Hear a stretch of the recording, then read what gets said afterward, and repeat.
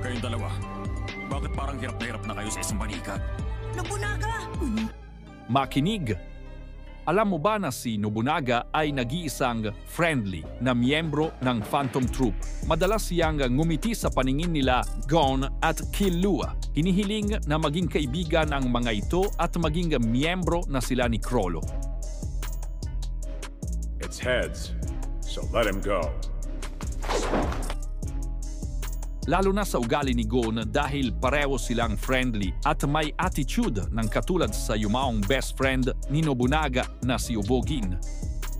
Lahat ng humahatag sa akin, malaya akong tapusin sila. Kahit na dati ko pang part ang makakalaban ko. Kahit pangsyam ang kanyang lakas sa grupo, ang kanyang ability at diskarte sa paggamit ng espada ang nagpapalakas sa kanya bilang isang malakas na kontrabida.